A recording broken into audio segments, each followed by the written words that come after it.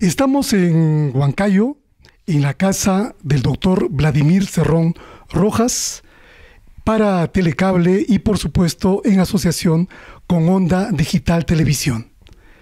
Las elecciones regionales de octubre pasado dieron varias sorpresas, pero particularmente unos resultados que han dado que hablar a nivel nacional. Prácticamente el partido regional Perú Libre arrasó con las elecciones en Junín. No solamente ganaron la provincia de Huancayo, sino también los distritos más importantes como El Tambo y Chilca, ganaron también La Oroya. En fin, ha sido un tsunami electoral que ha llevado por segunda vez al doctor Vladimir Cerrón Rojas a la gobernación de la región Junín. Vamos a conversar con él sobre estos resultados, qué tan sorpresivos han sido para ellos mismos, y también sobre las proyecciones nacionales que de pronto esta agrupación podría tener. Muchas gracias, doctor Cerrón, por acogernos en su casa. Usted fue presidente regional de Junín entre 2011 y 2014, y como es habitual en nuestro país, digamos que no salió en olor de multitudes. Hubo gente disconforme, luego usted tentó una siguiente elección donde no tuvo éxito. Sin embargo, ahora ha sido un éxito rotundo. ¿Cómo analiza usted mismo estos resultados? Muy buenas tardes, muchas gracias. Bueno, nosotros creemos de que el trabajo de Perú Libre es un trabajo ya permanente, ordinario, diría yo, en alguna medida, y algo de tradicional, porque llevamos 15 años en la política aquí en el centro del país, y si bien es cierto, el 2010 ganamos el proceso electoral e hicimos un gobierno hasta el 2014, ese momento en que se ganó, nos propusimos hacer obras que le estaban negadas hace mucho tiempo al pueblo. Por ejemplo, Huancayo no tenía un hospital para los no asegurados, construido como para tal, era una escuela militar, el Hospital Carrión, y el Carmen era un convento, y así mismo pasaba en todas las provincias, excepto en Tarma, donde sí había un hospital construido por el presidente Odría, porque era tarmeño, pero el resto de las provincias realmente fueron desatendidas. Y no solamente trabajamos el tema de infraestructura, sino también el tema del plano social, por ejemplo, con los programas Junín Libre de Analfabetismo. Teníamos 90.300 analfabetos en aquel momento. El programa Un Odontólogo por Colegio, con 350 colegios con su odontólogo, que ni Lima lo tiene. El programa Médico de la Familia y el programa Psicólogo por Colegio. Aparte de esto, comenzamos una implementación agresiva con tomógrafos, que compramos 3, con resonador magnético, y la construcción de 4 hospitales especializados. O sea, no eran hospitales generales, me refiero al Hospital Materno-Infantil, el Hospital Clínico Quirúrgico, el Hospital Neoplásico y el Hospital de Medicina Tropical en Chanchamayo.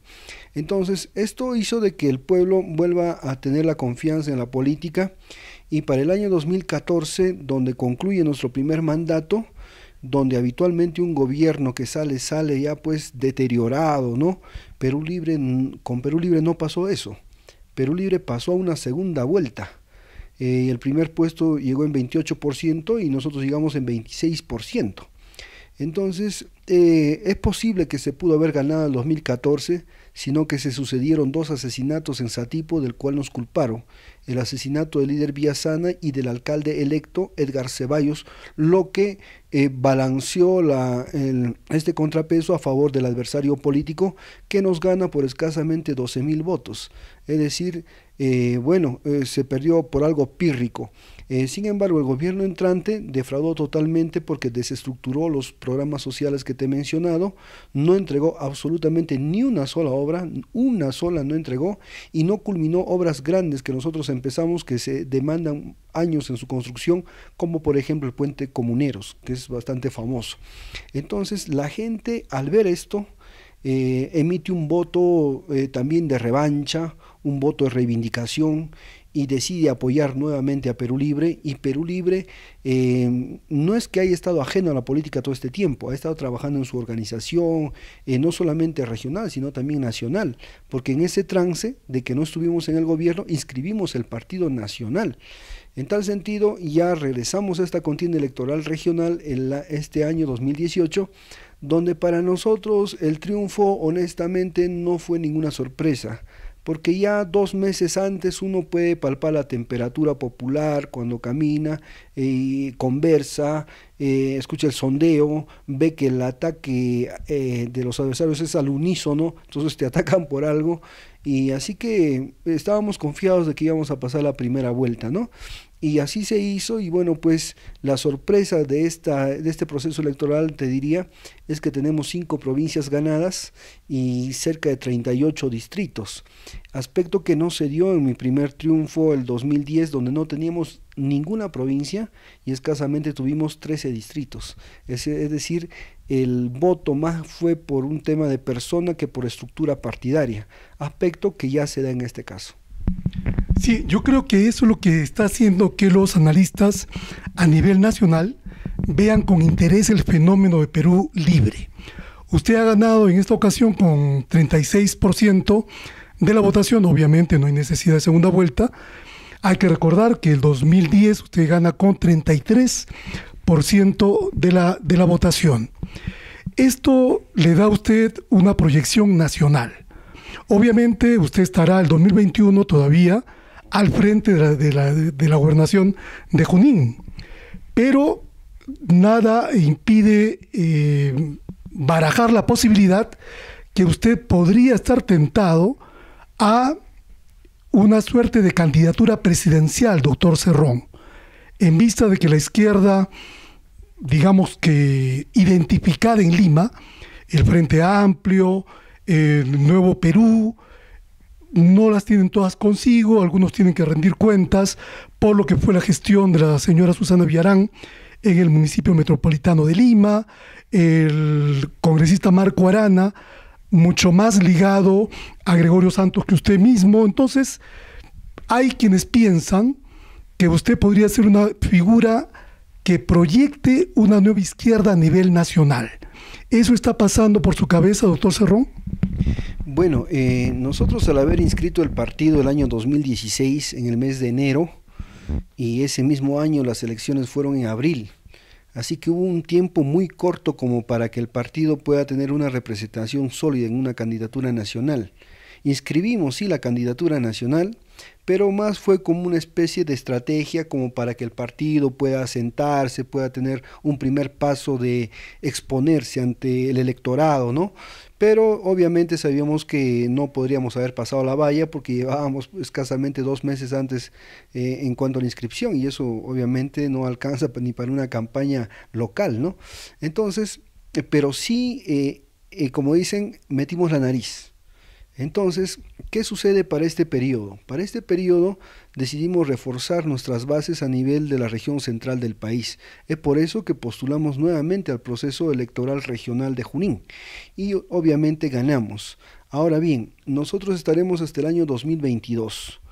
Nuestra contribución el año 2016 a la izquierda, porque tenía como 3 flancos, fue prácticamente haber retirado la candidatura, lo cual permitió que se compacten algunas otras posibilidades de izquierda, caso la postulación de Gregorio Santos, que pasó la valla por 200 votos. De haber postulado Perú Libre, definitivamente ninguno de los dos hubiera pasado la valla. En tal sentido, yo creo que ahora para el 2022, que yo esté de gobernador regional y las elecciones son el 21, lo que tenemos que hacer es ceder el paso a los líderes de izquierda, y que tras una votación democrática que se haga dentro del partido tengamos un solo candidato, un solo programa y un solo partido. Eso es lo que nosotros buscamos fundamentalmente. Ahora, yo creo que la izquierda efectivamente va a tener que dar una carta de izquierda provinciana, ya no de la izquierda capitalina. No, claro, no puedo asegurar al 100%, pero como lo has mencionado, está bastante deteriorada. ¿no? En tal sentido, nosotros hemos convocado, por ejemplo, al mismo Gregorio Santos de Cajamarca, donde pese a haber perdido el proceso electoral regional, ellos mantienen una estructura de más de 12 años en el trabajo. Hemos convocado asimismo al líder del sur en Puno, Walter Adubiri, con quien tenemos la conversación ya pendiente, ya pactada para que se realice. Conversamos asimismo con Verónica Mendoza, conversamos asimismo con Yehude Simón, ¿no? Entonces yo creo que esta izquierda tiene que llevar voces bastante sólidas. Por ejemplo, la descentralización, aspecto que no encuentras en ningún programa de gobierno de un partido de derecha. Y no es porque no quieran, sino porque desconocen qué es la descentralización. Segundo lugar, una izquierda que no es una izquierda estatista, nacionalizadora al 100% como se habla, no, sino es una izquierda que sí reconoce la existencia del mercado, porque es una realidad, pero no queremos ser un Estado con economía de mercado, sino un Estado y una sociedad con mercados, que es distinto. O sea, reconoce el mercado, pero no pone al hombre al servicio del mercado. Eso es importante. Queremos una sociedad en la cual no sea pues el centralismo con el que maneja el gobierno el 78% de nuestro presupuesto nacional, sino sea un Estado descentralizado. Queremos un Estado que lejos de que acumule riquezas, como tenemos 60.000 millones de dólares en reserva, más bien sea un Estado redistribuidor de la riqueza, en beneficio de todos nosotros. Un Estado también en el cual, lejos de pintarnos cada rato la macroeconomía, que hemos crecido 4, 5, 6%, que a veces la gente ni lo entiende, más bien nos hable y se preocupe por la microeconomía, que nos hable en una cifra sencilla y que el pueblo vea si hay mejoría o no hay mejoría tras esos mensajes. Queremos un Estado que, lejos de la privatización de todas nuestras empresas estatales, por lo menos las estratégicas las pueda recuperar y podamos nosotros tener un superávit que pueda financiar los nuevos programas, algunos programas sociales que se mantienen. Queremos un Estado que no tenga programas sociales indefinidos, caso vaso de leche.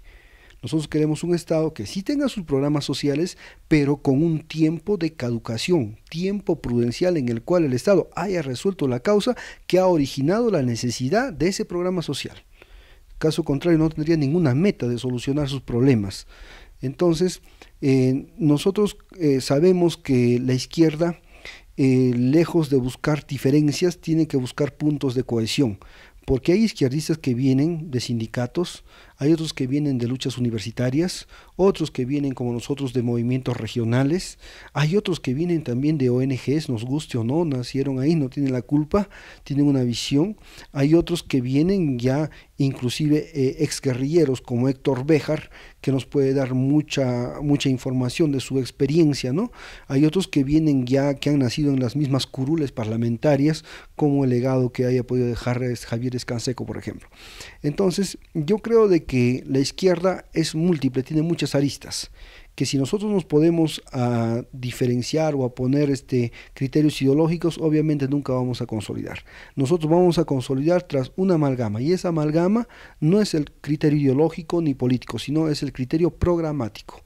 O sea, ¿qué programa, qué país nosotros queremos? Si están de acuerdo, entonces vamos tras el programa, porque evidentemente en el tema ideológico ni la derecha, ni la izquierda, ni el centro, nadie va a ponerse de acuerdo, porque cada uno tiene una forma de percibir el mundo, ¿no? De acuerdo a su objetividad, de acuerdo a su realidad, de acuerdo a su experiencia, de acuerdo a sus aspiraciones.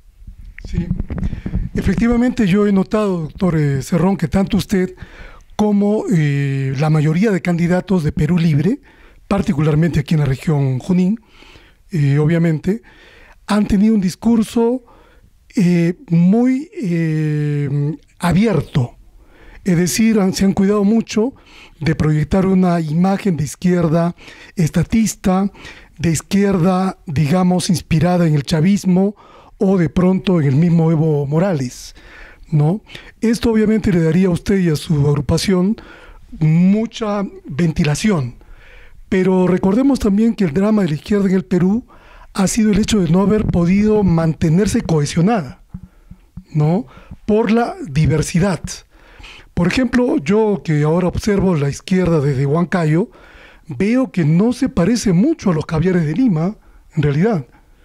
Y particularmente me parece interesante, pues me parece que encarna efectivamente un temperamento y demandas específicas, en este caso de los Andes centrales.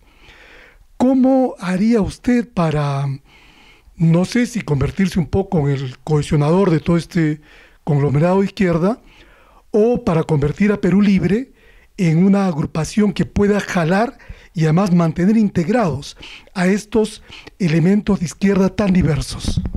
Bueno, es una buena pregunta, y lo primero que hemos hecho para que Perú Libre sea el elemento cohesionador de todos estos elementos de izquierda que pueden estar regados es anunciar que nosotros no vamos a participar como candidato presidencial. Eso ha facilitado mucho las cosas. A raíz de ese anuncio es que ya se puede conversar en un clima con menos desconfianza. Entonces, porque yo voy a estar en el gobierno regional, he asumido un compromiso con mi región que no pienso abandonarlo definitivamente. Ahora bien, esto ha permitido de que tengamos ya una conversación previa con quienes te he mencionado, y el mes de enero, posiblemente en la segunda quincena, se dé una cumbre de encuentro de líderes de izquierda aquí en la ciudad de Huancayo. Ahí vamos a tratar puntos o una agenda que nos hemos dividido de la siguiente forma. Van a tomar, un partido va a tomar el tema de la nueva constitución política o la asamblea constituyente, que es importante. A Perú Libre le tocaría el tema de la descentralización fiscal, tributaria, en educación, en salud, etcétera, tras la experiencia que se ha tenido. El otro punto va a tocar un partido que es la realidad internacional y sus repercusiones a nivel nacional. Me parece que el representante Puno va a tomar el tema de la nacionalización o no de los recursos estratégicos que tiene el país en el sector minero, el sector petrolero, hidrocarburo y el sector hidroenergético, fundamentalmente porque de ahí sale casi el 75% de nuestra economía fresca, o sea, inmediata, lo que se quiere decir en líquido, ¿no? Entonces, otro punto más se va a tomar como algo muy especial, el tema agrícola, que habitualmente no se le da la importancia al caso, y el Perú solamente invierte en agricultura en la costa y en la costa norte, y todo es para exportación, ni siquiera es para la seguridad alimentaria. Entonces, esos puntos es lo que se van a debatir desde una perspectiva de la izquierda. Entonces yo creo que va a ser muy interesante. No vamos a conformar el frente ahí, obviamente. Queremos que el frente, cuando se conforme, ya sea algo convencido, algo sólido, tras las previas tareas como la que te estoy comentando, que se van a realizar. Es decir, hacer un proceso de enamoramiento o sirvinacui, como dicen en la sierra, y si resulta, entonces conformamos el frente. O sea, el frente no se puede conformar súbitamente para que se destruya súbitamente. Si bien es cierto, la izquierda ha tenido fracasos por no tener la capacidad de concertación, la derecha también. Por ejemplo, ahora tenemos 3 o 4 vertientes de izquierda, ¿no? Que sería Perú Libre, sería el MAS, Juntos por el Perú y Nuevo Perú, correcto.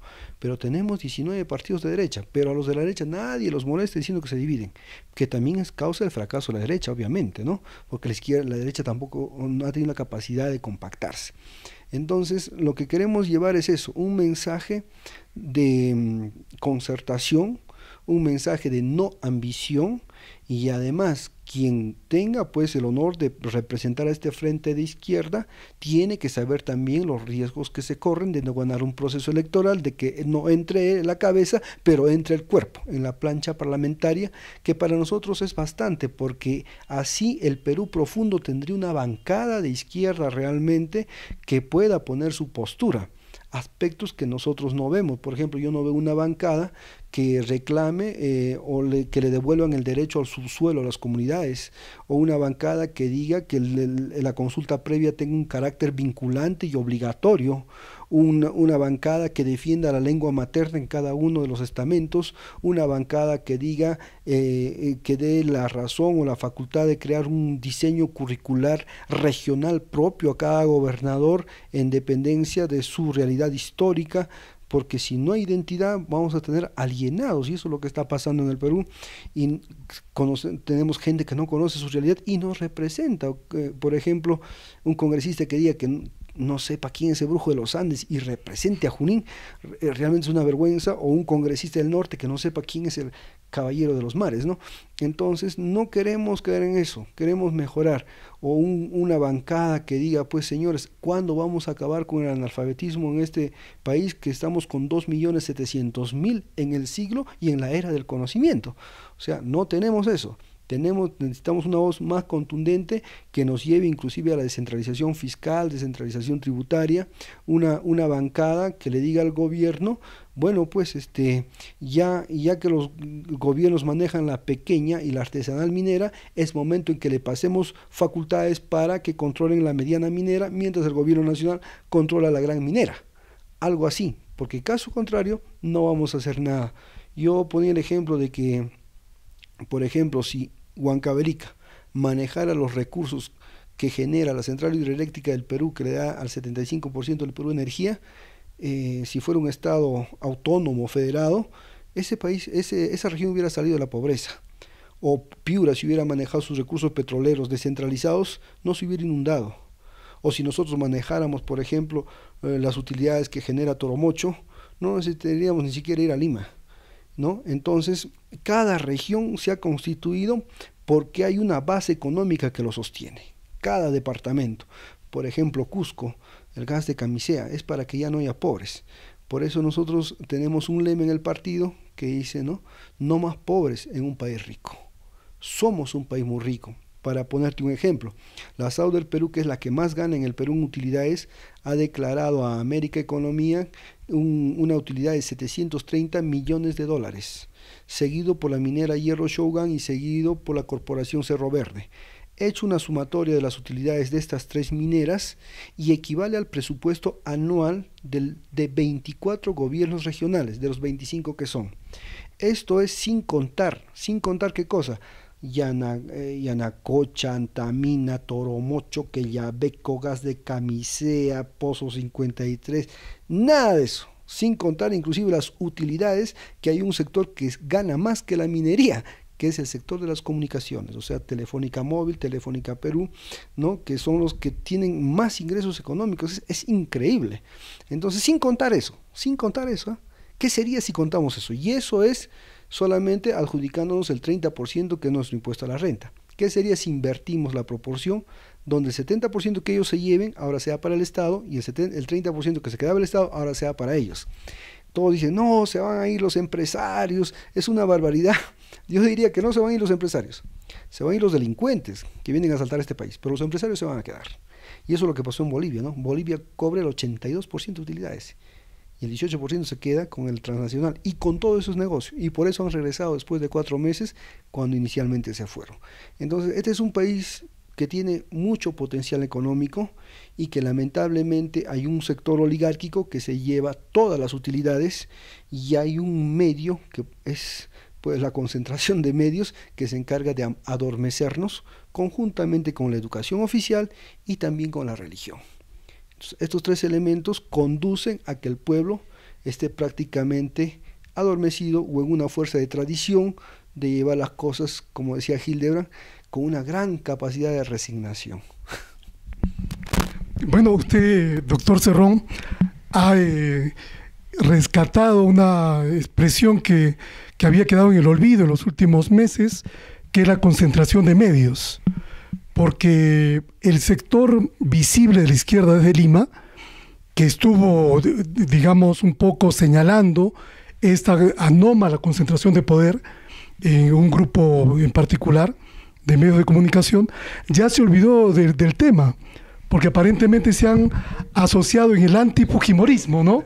Entonces han resultado no solamente, digamos, enemigos de Keiko y su grupo, sino amigos de Graña Montero, ¿no? De Graña Miro Quesada.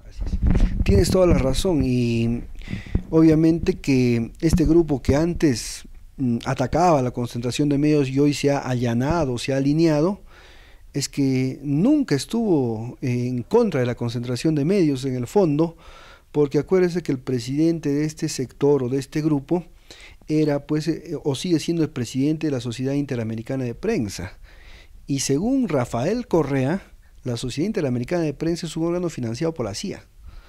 Entonces, en política, pues, no puede haber, como dicen, casualidades, ¿no? Entonces, finalmente, todo este sector, ¿a quién favorece? Favorece a la clase mayoritaria, a la clase productiva, a la clase ayuna de poder. No, favorece a la clase minoritaria, improductiva y que aglomera el poder. Entonces, alinea ahí, no solamente en el tema periodístico crítico, sino televisivo inclusive, ¿no? Y algunos digital. Entonces, yo creo que ese cuento de que cuando la izquierda llegue va a quitarle los medios, lo va a concentrar en uno solo, no hace falta, no ha hecho falta que el socialismo o la izquierda llegue al Perú para que los medios estén concentrados. Y esa concentración atenta contra la libertad de prensa, contra la libertad de expresión. Otro punto también, que cuando la izquierda llegue al gobierno, te va a incautar tus empresas, ¿no? Y las va a destruir. Falso. Estamos en el neoliberalismo. ¿Cuántas empresas peruanas han quebrado un montón a raíz de haberle dado entrada con el TLC, por ejemplo, a la mercadería china, con dumping, y ha destruido esas empresas? Yo pregunto, ¿es necesario que el socialismo haya llegado? En absoluto. Entonces, todas estas incoherencias se tienen que revertir. Otro tema que nos dicen, ¿no? Cuando venga el socialismo va a implantar la dictadura del proletariado. ¡Qué barbaridad!, ¿no? Como si no hubiera dictadura en la burguesía o no hubiera habido dictadura en el feudalismo o en el esclavismo. La dictadura por antonomasia es una sola, no es diferente de las otras. Por tanto, no hay dictaduras más benévolas ni dictaduras más malas, ¿no? Porque la dictadura, por ejemplo, vivida en el tiempo de Fujimori y de Alan García, con fosas comunes, con estudiantes desaparecidos, con profesores masacrados, mutilados, no puede ser pues más cruel que otra. Así que todos estos términos lo manejan, ¿no? Y hablan, por ejemplo, de la libertad de prensa. Perfecto. En cambio, la izquierda es más sincera. No habla de libertad de prensa. La izquierda dice, nosotros no creemos en la libertad de prensa. Creemos en la prensa comprometida. ¿Comprometida con quién? Con su pueblo, con la educación de su pueblo, con la cohesión de su pueblo. Así como esta prensa está comprometida con los ricos en el Perú. Así que eso de la libertad de prensa realmente es una utopía en cualquier sistema. No solamente en este sistema o en los futuros sistemas o en los pasados, ¿no? Y como decía Correa, al final la imprenta ha escrito la voluntad del dueño. Sí, pues, bueno, el expresidente Correa ahora está también a punto aparentemente de refugiarse, ¿no? También se han cosido muchas habas en Ecuador. Pero, doctor Cerro, no quiero que se me escape una reflexión que conversaba con un investigador del Instituto de Estudios Peruanos la semana pasada y que yo le comentaba que muy posiblemente lo iba a entrevistar. Entonces él me decía que hay una paradoja para la izquierda peruana en este momento, ¿no? La primera es que se le ha presentado una gran oportunidad de ganar el medio de la escena política en vista de esta debacle del fujimorismo en particular, ¿no? Y de otros sectores, no solamente del fujimorismo, sino del partido que fue del expresidente Ollantumala, Perú, el partido del presidente Alejandro Toledo, etcétera, ¿no? Perú Posible.